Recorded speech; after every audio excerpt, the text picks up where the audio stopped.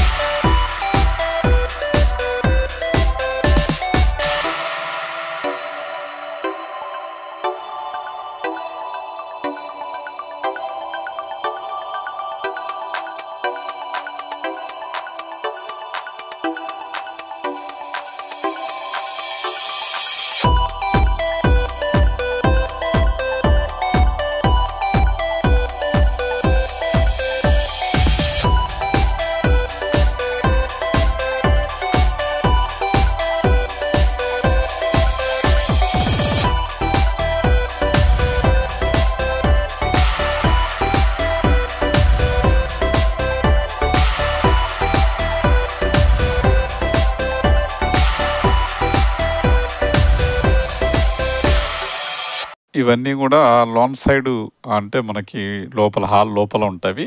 మనం మళ్ళీ ఔట్ సైడ్‌యి గూడా కొన్ని చూద్దాం. ఔట్ సైడ్‌లో గూడా మనకి రకరకాల జంతువులైతే ఇక్కడ పెట్టటం జరిగిందనమాట. అవి గూడా మనం ఒకసారి చూద్దాం ఎలా ఉన్నాయో.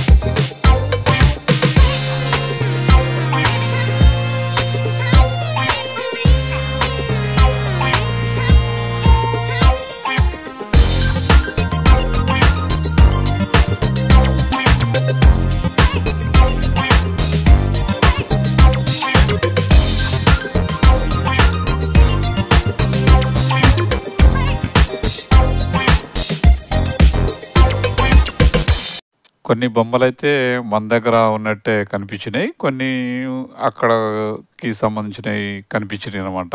అంటే దాదాపుగా కొన్ని జంతువులు ఇంటర్నేషనల్ లెవెల్‌లో ఫేమస్ ఉంటాయి గదా! అలాంటియి అన్ని చోట్ల ఉంటాయి. చూసారుగా కప్ప అనమాట.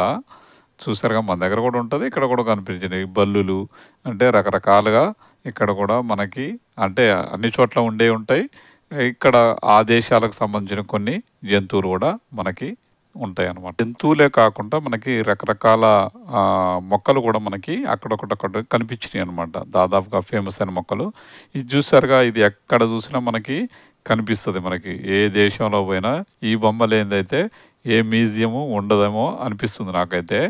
ఎక్కడ చూసినా నేను చాలా చోట్ల ఆల్రెడీ బెంగుళూరు, తర్వాత హైదరాబాద్ మిగతా పెద్ద పెద్ద సిటీలలో పూణే ఏ ఎగ్జిబిషన్‌లో పోయినా ఇదైతే కంపల్సరీ కనిపిస్తది. ఇది మరి ఇది నేషనల్ లెవెల్‌లో ఫేమస్ ఏమో గానీ ఇది తమాషాగా ప్రతి చోటైతే ఇది కనిపిస్తది. దాని తోక ఊపరుచుకుంటా.